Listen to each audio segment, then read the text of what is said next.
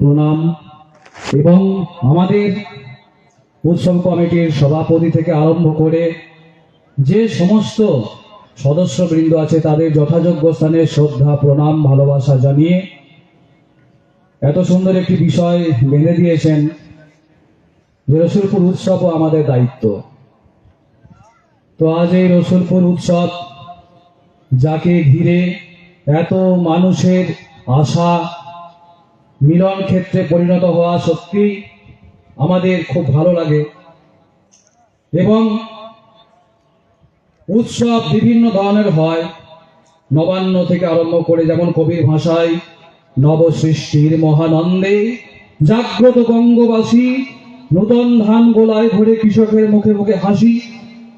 এই তো কয়েকদিন আগে ভুতুরাতে হয়ে গেল নবান্ন উৎসব। চারিদিকে শুধু উৎসব, উৎসব আর উৎসব। কেন এত উৎসব? কারণ উৎসব বাঙালিরা সবসময় মনে প্রাণে চায়, তাই এই উৎসব চারিদিকে ছড়িয়ে পড়ছে। আমাদের দায়িত্বও কিন্তু আস্তে আস্তে বেড়ে যাচ্ছে। তাই আমরা আস্তে আস্তে শিশু থেকে যৌবনে পা দিচ্ছি, কিশোরের অবস্থা থেকে দায়িত্ব যেমন সংসারের বাড়ছে, তাই আমাদের এই পশ্চিমবঙ্গ তথা ভারতবর্ষের যে উৎসব, সেই বিভিন্ন উৎসবের দায়িত্ব আমাদের আস্তে আস্তে কাঁধে নিতে হবে। এই উৎসবের অতীত, বর্তমান, ভবিষ্যৎ আমরা যদি একটু দেখি, আমরা দেখতে পাবো যে বিভিন্ন ভাবে কিন্তু উৎসব আস্তে আস্তে স্বমহিমায় বিকশিত হচ্ছে।